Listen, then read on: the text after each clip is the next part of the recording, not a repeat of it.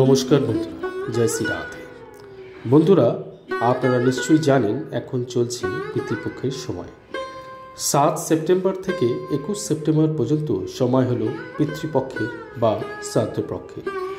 তো বন্ধুরা, এই সময় আপনাদের জন্য বিশেষ গুরুত্বপূর্ণ হয়ে ওঠে যদি আপনারা বিভিন্ন ঝামেলায় জড়িয়ে আছেন, যদি আয় উন্নতির সমস্যা বা ঋণের সমস্যায় জর্জরিত হয়ে আছেন, যদি বাড়িতে সব সময় কলহের পরিবেশ তৈরি হচ্ছে এবং আপনার সন্তান হওয়ার সমস্যা হচ্ছে বা বিভিন্ন রোগ ভোগ আপনারা ভুগছেন, ব্যবসায় কঠোর পরিশ্রমের পরও যদি আপনাদের সফলতা না আসে, অথবা যদি দেখেন কিছুদিন পর পর বাড়ির দেওয়ালে অশুদ্ধ কাজ হচ্ছে, তাহলে বুঝবেন আপনারা হয়তোবা পিতৃদোষে এসব কষ্ট পাচ্ছেন। এইসব পিতৃদোষের থেকে মুক্তি পাওয়ার এবং পূর্বপুরুষদের থেকে আশীর্বাদ পাওয়ার জন্য এই সময় হলো উপযুক্ত। তাহলে চলুন বন্ধুরা, এই ভিডিও থেকে আমরা জেনে নিই কত সহজেই আপনার পূর্বপুরুষদের আশীর্বাদ নিজেদের জীবনে পেতে পারেন। ভিডিও শেষ পর্যন্ত দেখার অনুরোধ রইল, কারণ আমরা এখানে বিশদ আলোচনা করতে চলেছি। শ্রাদ্ধের মানে হলো শ্রদ্ধা, অর্থাৎ যে পূর্বপুরুষরা গত হয়েছেন তাদের উদ্দেশ্যে যদি এই সময় দান, পূজা, তর্পণ আদি করা হয়, তাহলে এর ফল ওনারা পেয়ে থাকেন। ভাদ্র মাসের পূর্ণিমা তিথি থেকে নিয়ে আশ্বিন মাসের অমাবস্যা তিথি পর্যন্ত পিতৃপক্ষ থাকে।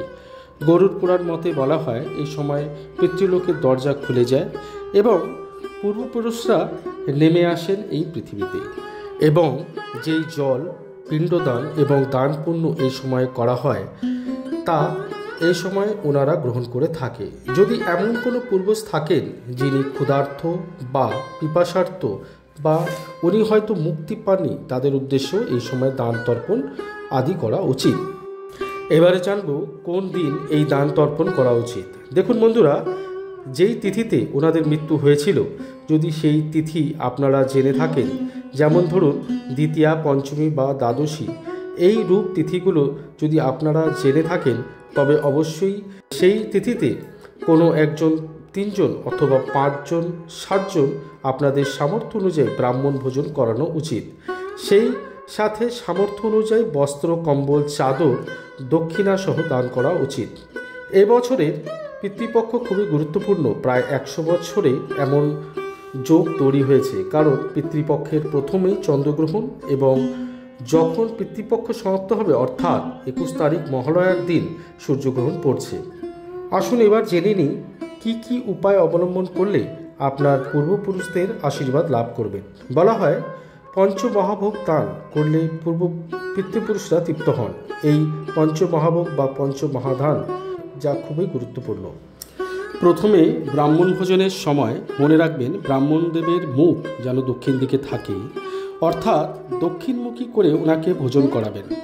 দুপুর 11:30 থেকে 12টার মধ্যে ভোজন করাবেন, এবং যদি আপনি জেনে থাকেন যে কোনো বিশেষ ভোজন আপনার পিতৃপুরুষের বিশেষ পছন্দের ছিল, সেই পদটি অবশ্যই রাখার চেষ্টা করবেন। ব্রাহ্মণ ভোজনের আগে অবশ্যই তর্পণ ও পূজা সমর্পণ করবেন। এবারে ভোগে প্রথমে হলো ব্রাহ্মণ ভোজন, দ্বিতীয় হলো গোমাতার উদ্দেশ্যে একটি ভোজনের ব্যবস্থা করবেন, এবং তৃতীয় হলো কাকের উদ্দেশ্যে ভোজনের ব্যবস্থা করবেন। চতুর্থ মহাভোগ দেবেন রাস্তার একটি কুকুরের উদ্দেশ্যে, এবং পঞ্চম মহাভোগ যাবে একটি ছোট কন্যার উদ্দেশ্যে। এসবের আগেও অগ্নিদেবের উদ্দেশ্যেও কিছুটা ভোগ প্রদান করবেন। যদি আপনারা এইভাবে করতে পারেন, তাহলে অবশ্যই আপনাদের পিতৃপুরুষরা তৃপ্ত হবেন এবং আপনারা পিতৃদোষ থেকে মুক্তি পাবেন। আরেকটা সহজ উপায় বলছি পিতৃদোষ থেকে মুক্তি পাওয়ার, সেটা হলো আপনাদের রান্নাঘরে যেখানে খাবার জল থাকে, যেমন ধরুন কলসি, ফিল্টার বা আজকাল আরও এগুলো থাকে, সেখানে সন্ধ্যাবেলায় একটি প্রদীপ জ্বালাতে পারেন পিতৃপুরুষদের উদ্দেশ্যে। এছাড়াও যদি সম্ভব হয় এই সময় নিত্য গীতা পাঠ করুন।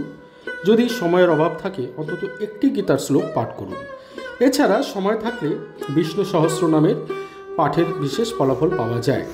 সম্ভব হলে অশ্বত্থ গাছের গোড়ায় আপনারা জল দান করতে পারেন। ভগবান শিবের আরাধনা করতে পারেন। তামার পাত্রে জল নিয়ে কিছুটা কালো তেল মিশিয়ে ভগবান শিবকে পিতৃপুরুষকে স্মরণ করে জলাভিষেক করতে পারেন। পিতৃপক্ষের এই সময় নতুন বাড়ি, গাড়ি, দামি গয়না ইত্যাদি এই সময় ক্রয় করাটা খুব একটা শুভ মনে করা হয় না। এছাড়া বলবো, যদি আপনারা পূর্বজদের মৃত্যুর তিথি বিষয় না জেনে থাকেন, সেই ক্ষেত্রে মহালয়ার দিন অমাবস্যা তিথিতে সমস্ত পিতৃদের উদ্দেশ্যে আগে বলা অনুষ্ঠানগুলো করবেন। সেই সাথে বাড়ির দক্ষিণ দেয়ালে মৃত ব্যক্তিদের ফটো রাখবেন। এই সাথেই এই ভিডিও এখানে সমাপ্ত করলাম। সুস্থ থাকুন, সবাই ভালো থাকুন। নমস্কার।